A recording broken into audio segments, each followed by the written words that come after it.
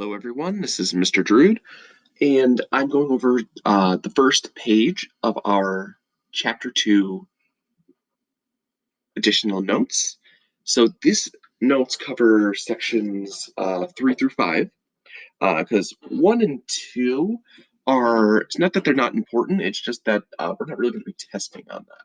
So I'm going to be covering just these sections. So I'm just going to jump right into it. So our first government, when we first had the United States, our country was super poor. We were poor for many reasons. The first main reason is that we owed a lot of debt to other countries. We owed money, lots of it, over millions, hundreds of millions of dollars, which in today's world is billions of dollars. So please know that we were in a lot of debt due to war, specifically to France and Spain and the Netherlands. Those were the three big ones. Not only were we poor from debt, but we were poor because the nation's money was valueless or very little value, and it wasn't backed by gold or silver. And for those that don't know what backed by gold or silver mean, that means for every dollar you have, for every $1, let's say I had $1 in my pocket, I can trade it in for $1 worth of gold. And the reason why they do that is because gold and silver are never really changing. They're solid.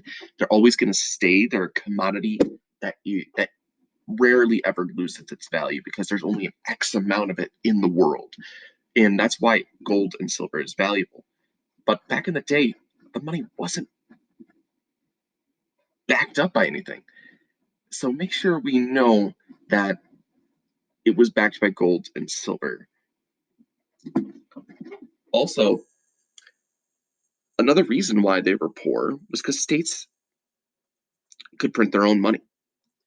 That means each individual state, New York, Pennsylvania, Maine, Georgia, they all could print their own money. Every single one. And that would make the money valueless. Again, just like we didn't have a gold and silver, it was valueless because each state had their own money. That means you could be mega rich in one state like Virginia and super poor in New York. And that would cause inflation. That would cause just a bunch of bad stuff to happen. And so if I tried going over to state lines, let's say I went over to from New York to New Jersey and I had a New York dollar and I wanted to buy a pop, I'd give them a New York dollar and they would just laugh at me in New Jersey because they're like, this isn't real money. This is like monopoly money. What the heck? So make sure you know that the money was very poor. The money was, again, valueless because each state could print their own money, which is bad. Especially there was no regulation on it. So counterfeiting was huge. Because of all of this, joblessness was also huge. People didn't have work. And when people don't have work, they go hungry. And when people go hungry, they get mad. One of the people that got super mad was a man named Daniel Shea. Daniel Shea was tired of high taxes in Massachusetts. He was a farmer. And him and his uh, farmer buddies got together and they took guns and they took pitchforks and they tried to take over the government. It was pretty scary. Uh, and Shea's rebellion got taken down. However, it was a huge wake up call to the government. The government says, you know what? Perhaps this is a little too weak. Maybe we need something to change. So, before I tell you what we change it to, let me discuss some of the weaknesses in the Articles of Confederation. So, the Articles of Confederation had many, many weaknesses. First, they were a confederacy. They had a weak central government. They did not want a strong central government. The founders did not want it. And if you go back to that little nifty little drawing that I have back in chapter 1, and it showed you those pictures of the stick figures and it showed the boxes, that box will show you that The individual local governments had all the power. That means the states had all the power. New York, New Jersey, Pennsylvania, they would tell the central government what to do, every little bit. And the central government had no power. That means they couldn't really do anything. They were powerless. They had no power. That's down here. So that was a major flaw. And that would make it weak. People were also more loyal to their state than they were loyal to the United States. That means they would identify as a Virginian or a New Yorker or a Pennsylvanian. They wouldn't really call themselves an American. They wouldn't call themselves a United States citizen. They would say, "Oh yeah, I am a U.S. citizen. Yeah, I am a uh, an American, but I'm actually a New Yorker. Or I'm a Virginian." They That's what they thought themselves. They were more loyal to their state, and you know what? That would lead to many, many problems. Even after we resolve the Articles of Confederation problem, this would lead us to the Civil War eventually. But that's for other reasons later on. That's for history, not me. So the government was weak. People were more loyal to their state than the federal government. So that means there was uh, no real unity. There was no like connection. They were very loosely connected. They would only really come together if there was a major emergency. So those are two major flaws. Well, another major flaw: Congress could not tax the people. That means Congress could not collect the taxes to pay for debts. They could not pay for roads. They could not pay for anything because the states had the option to pay taxes if they wanted to. If it wasn't a choice, they wouldn't get in trouble. It was voluntary. And to be honest, I think most people, even me, I'm not even gonna lie, that if I was told, hey, you don't have to pay taxes, and oh, well, we would like you to, but you won't get in trouble if you don't. I think I would say, oh, I'm not going to get in trouble for not paying taxes. I'm not going to. So there we go. So Congress could not collect taxes from the people. Didn't really have any enforcement power, and that would bring us into debt. That's one of the main reasons why we were poor. Not only could Congress not tax the people, or they didn't really have the ability to, they had no control over trade. That means states were fighting all the time of what was okay to trade over state lines. In one state, it could be illegal to trade, let's say, barley or wheat over state lines, but in another state, it's perfectly fine. And that would become a huge problem because states would just start fighting with each other, arguing, bickering, and it would cause a lot of tension. So things were not looking good because this started making it look like we were always fighting with each other and that we were weak. Again, that was a major problem. We had no leader, we had no president, we didn't have anyone to look to, we didn't have anyone to blame, we didn't have anyone to uh, say what's going on. So that was another major issue. We had no federal court, we had no Supreme Court.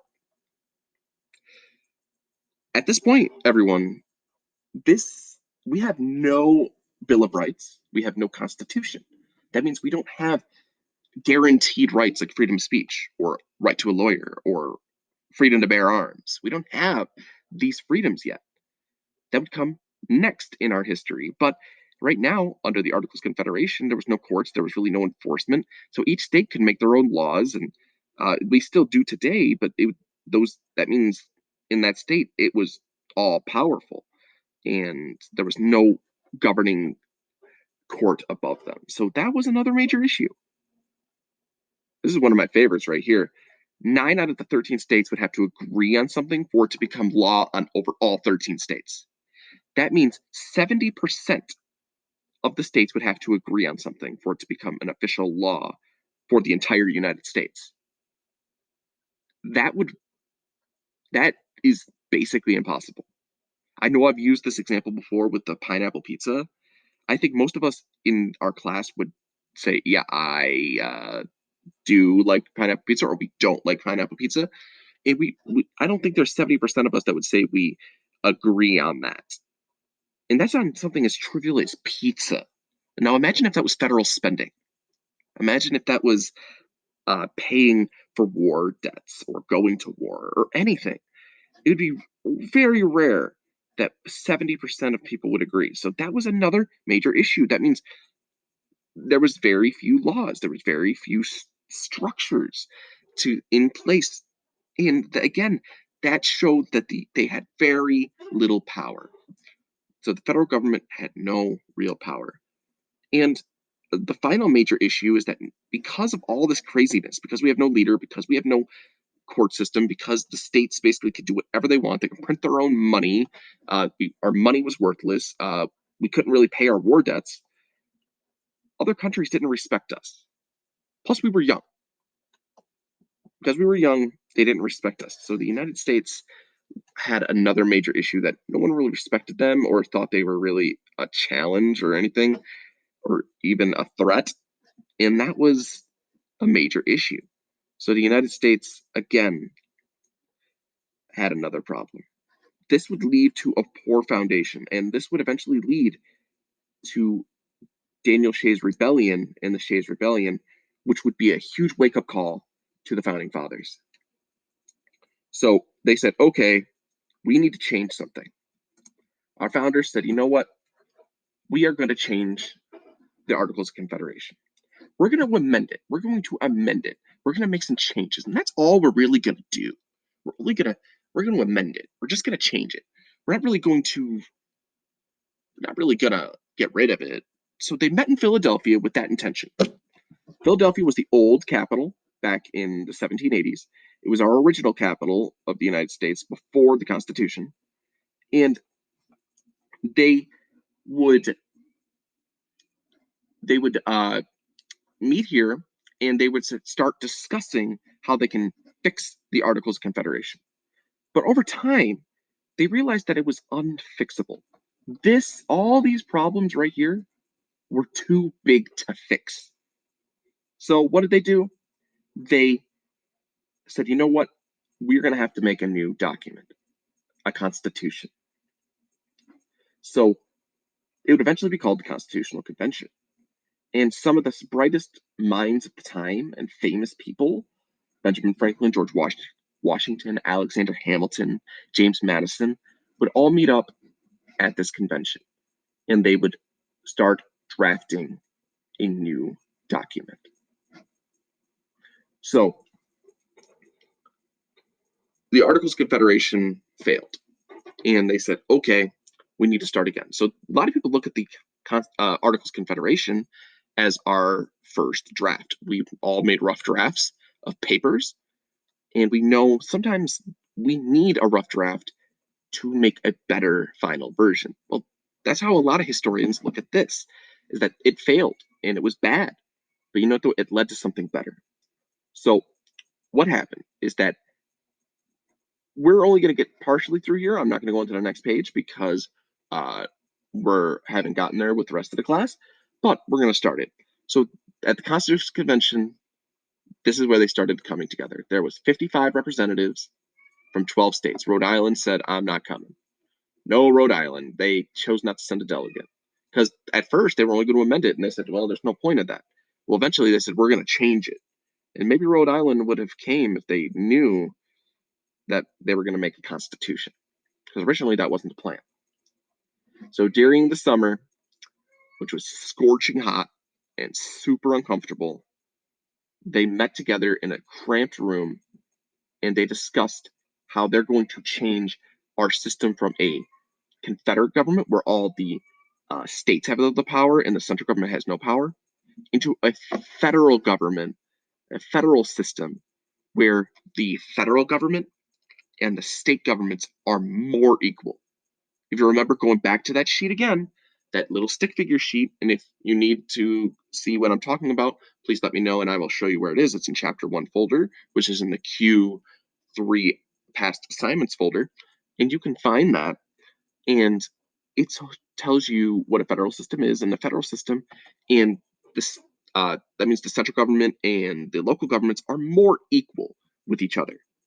So it would make the federal government stronger. and it wouldn't show that they actually have ability to tax people and be able to actually enforce laws. But the states would still have a voice and the states would still have freedoms. And I'm going to stop there because we haven't reached the rest of it with the class. So we are going to, I'm going to do a video of this on Friday, and you will see it posted on the afternoon on Friday for the second half of our notes. And if you have any questions on what we covered here, please send me a message. Please let me know. And please know that this stuff, as sad or as weird as it may be, was necessary for our government to today. The stuff that happened here drastically affected history. So that's it. If you have any questions, again, message me, let me know. Get your assignments done. Make sure you're turning in all your work. And remember, tomorrow Wednesday, I do have my office hours. So contact me, let me know. If not, have a wonderful night, okay?